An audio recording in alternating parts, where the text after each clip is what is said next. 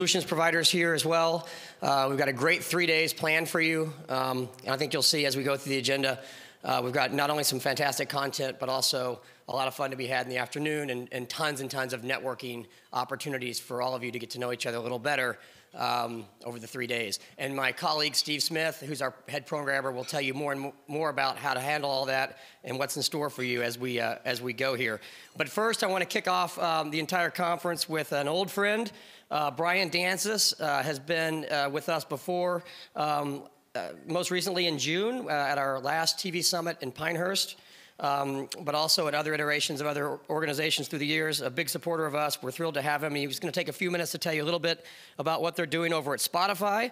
Brian is the global head of video monetization there, and please give me a warm welcome for Mr. Brian. Brian?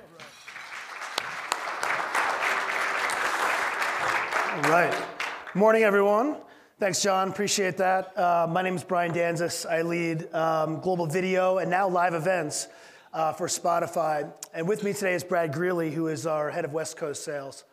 I'm not going to walk you through a sales pitch today, but did want to talk a little bit about what we're doing, both with video and the key theme of my presentation here, the responsibility to the audience. We were at the cocktail party last night, and a couple people came up to me and were kind of surprised to hear that Spotify was, interested in sponsoring a video event. And I said, "You're a music platform." And you're right, we are a music platform. We're the world's largest music streaming platform. 207 million monthly active users using our service, 105 of those per Comscore in December.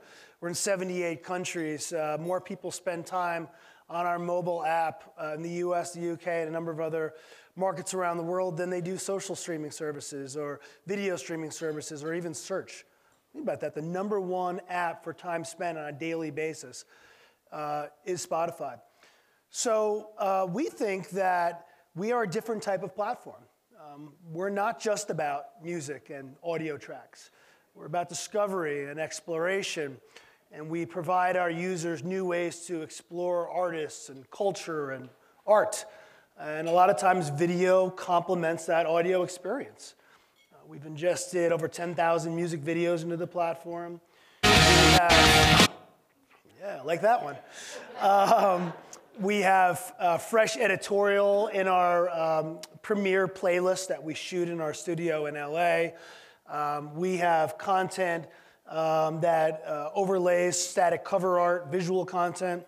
You can check out where your favorite bands are playing. You can buy merch. You can do a lot of things on our platform that just isn't listening to music. And therefore, we think that video ads are appropriate for our platform because we're not just this digital radio, digital streaming service. And that underpins our entire strategy that we have a responsibility to our audiences to be respectful, to be thoughtful, and to add to that experience with sponsorship, not take away from it. So that's what I want to talk about today, our responsibility to the audience, and frankly, all of our responsibility, I think, to users of publishers and users of services to do the right thing, as Spike Lee said last night at the Oscars. But I'll start off with a kind of a bold statement, and that's that, come on, baby. Consumers hate advertising. Now, this advertising puts food on our table. It pays for our kids' colleges.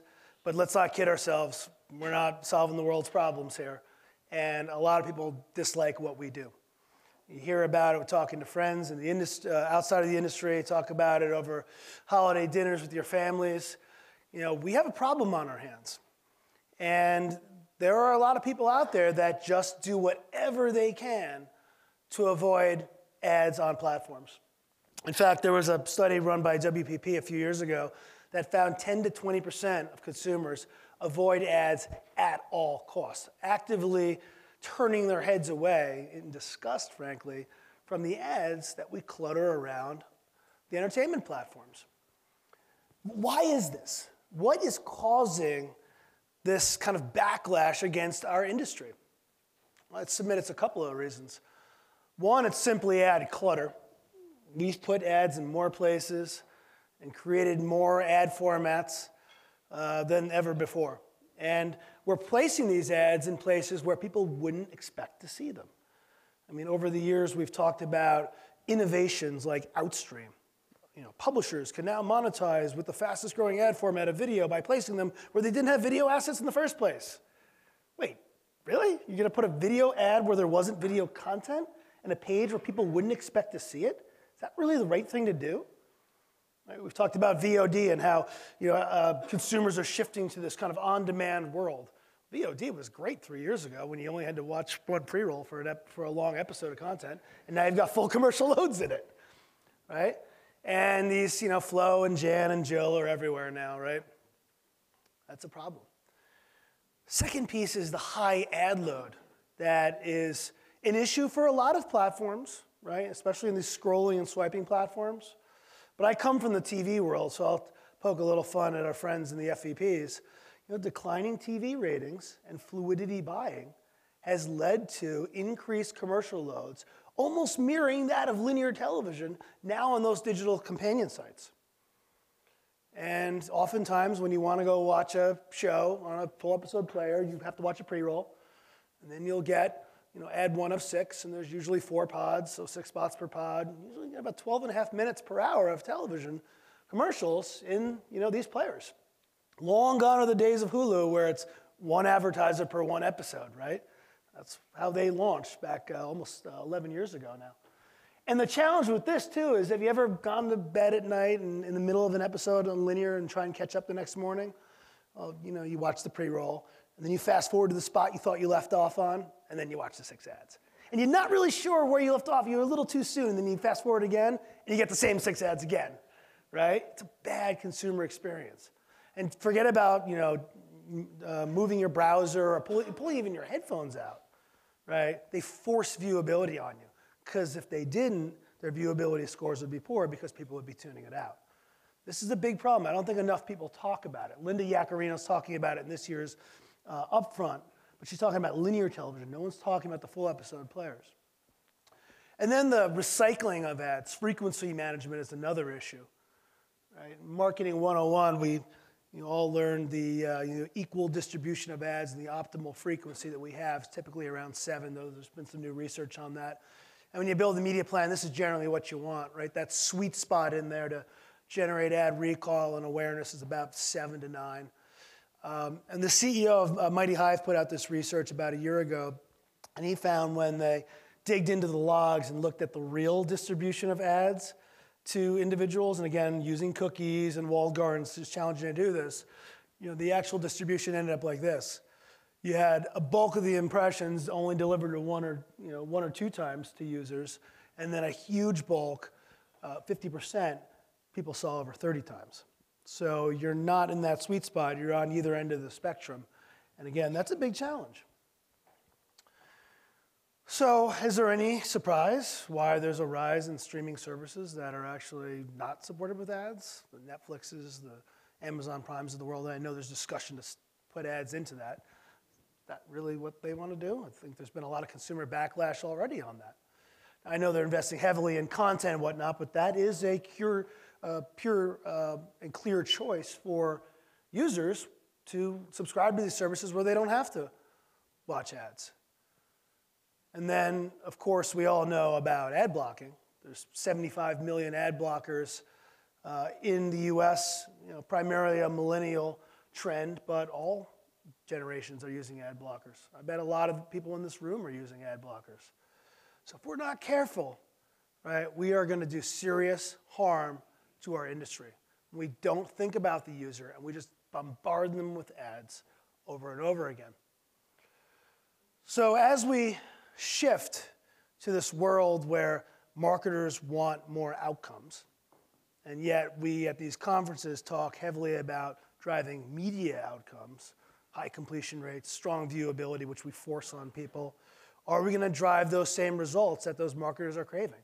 Are we going to drive purchase intent? Are we going to drive people to actually do things that we want? And again, I would submit that if we're not careful of the user experience, we're going to drive them away.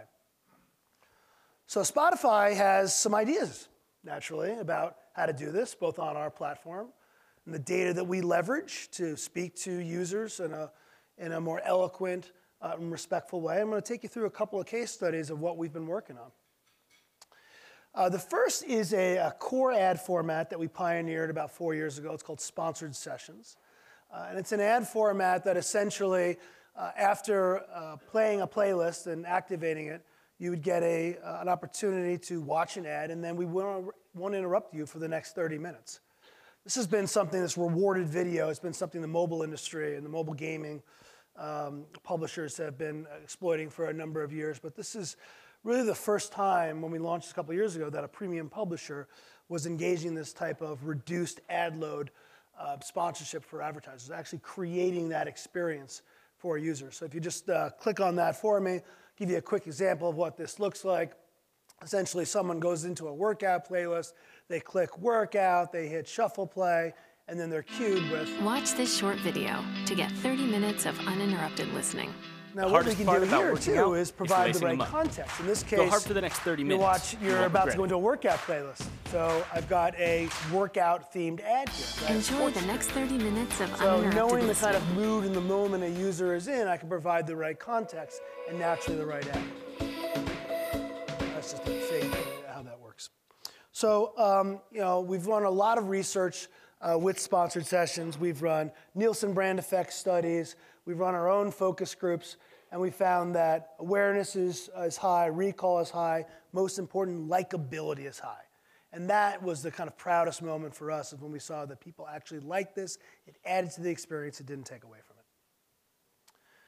Another tactic we have is using the power of multimedia. Spotify is available on 300 different devices, from Xboxes and PlayStations and streaming boxes and connected cars and all types of other different devices with speakers and screens. But we want to, again, deliver the right message into those screens and, again, leverage our data and understanding of people to customize that creative in an intelligent way. So the Spanish automaker SEAT came to us about a year ago and said, look, we want to relaunch this Ibiza model. We want to reach young people, but we want to do it in a kind of cool way, and we want to know that we're speaking to them and all the different subsets of that generation in an intelligent fashion. So what we did was we allowed people and users to create and understand what their own mobility score was.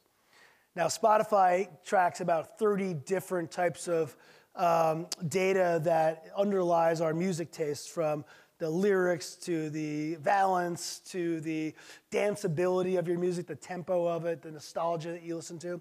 So we looked at that danceability, and everyone has a danceability score of your music that you like to listen to. Mine is actually very low. And we allowed people to understand what their danceability score was, and then we assigned it, right, to the proper model of this different customizations of this Ibiza model, and then we ran them in different spots. So these ads are a little bit different, and every user got a different one based on what their danceability score was. Really cool. Another iteration of this that we ran about 6 months ago was when you moved off the path of what you typically listen to. For example, say you listen to a lot of rock music like myself, and you tend to suddenly find yourself listening to classical music. Well, the next ad you may see be a Snickers ad says, "You're not you when you're hungry." So there's different things you can do here, right, that are subtle, using the power of data, that aren't creepy, but again, allows for the proper context of message with content. And we also have a lot of custom capabilities. And this is something that our brands typically come to us with. They want to do something with artists. We have artists coming into our offices all the time. They record music, they do interviews, we talk to them. And sometimes we come up with some organic ways for them to talk about brands. We've had bands come in and talk about life experiences and how insurance companies can help protect, those experiences, and ambition and things like that. Well, Sephora came to us and said they want to sponsor, they were really into festivals, and they want to work with an artist to talk about how they prepare for festivals. This grew out of an idea we had originally called Bag Check, where we would talk to an artist what they had in their bag, right? Their journal, their headphones, maybe it was a facial cleanser or something like that. So this is an example of what we did with the emerging artist Moons and what we did last summer with Sephora.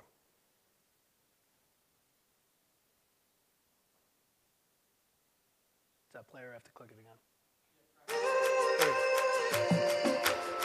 To stand out in a crowd, I always rock a bold, statement-making look. Whether it's on the stage, backstage, or rocking out in general admission. I love to go bold, from my eyes to my lips to my hair. But of course, I always keep it classic me.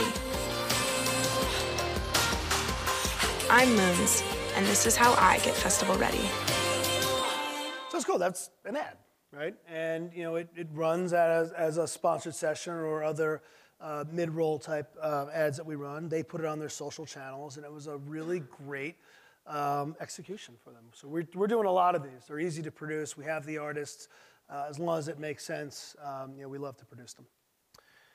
And then the final bit I'll give you is, that's just some more examples of that, is trust, right? So I feel like every week we're reading in a Media Post article or somewhere else, you know, data issues, privacy issues, data breaches, is a scary world out there. You know, the YouTube issues last week, and I think Facebook had some, some news as well.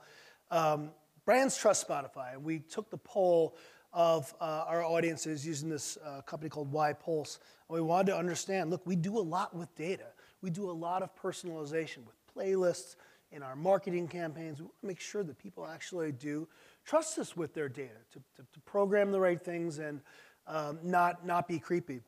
And we came back with some great results here that, you know, people do trust us, and you know, we can be playful with our use of data, and people still respond positively. And this is important because this trust transfers over to our brands. If they're not going to trust us, they're not going to trust the brands that are sponsoring our services. So we're really proud of that. In fact, you know, every year we run this Wrapped campaign, and we poke fun at pockets of users that may be creating playlists or streaming songs, you know, that are a little outside the norm.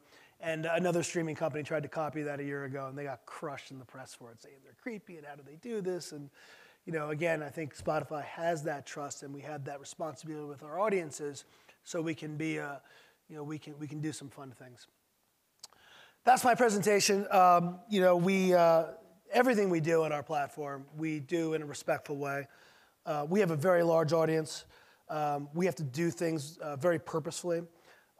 Video ads are not going to make sense in every type of environment. Video ads are not going to make sense when I've got a phone strapped to my arm and I'm going for a jog. Video ads are not going to make sense when I'm in the car. It would be dangerous, right? But there are times, and as an app, I know when the service is in the foreground and in focus and people are engaged. I don't deliver video ads on Spotify when you're listening to Spotify and you're in Instagram. That wouldn't be appropriate either. So it's about context. It's about respectfulness. It's about keeping the interruptions to a minimum.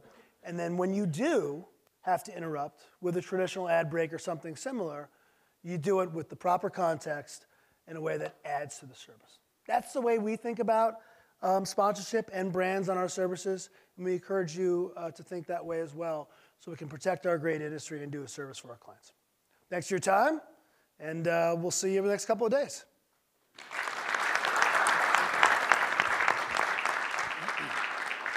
Brian, thank you so much for kicking things off for us. Brian, you're here with Brad, right? Your colleague is right here. So if anyone has any questions for these guys, you're going to be here for all 3 days, yeah? So great. So make sure you grab these guys over the next couple of days, and I'm sure they'd love to tell you more about what they have cooking over there. A great way to kick things off, actually. And Steve, and by the way, you'll be hearing from other solutions providers over the next couple of days. We're good at getting you all together here in one place and putting on some great content and some fun activities. But these guys actually provide the real takeaways. You know, they're the ones that are out there fighting the good fight for all of us in terms of tech solutions that actually make it matter. So you'll be hearing from Beeswax, DataZoo, and also Gamut Media over the couple of days here as well.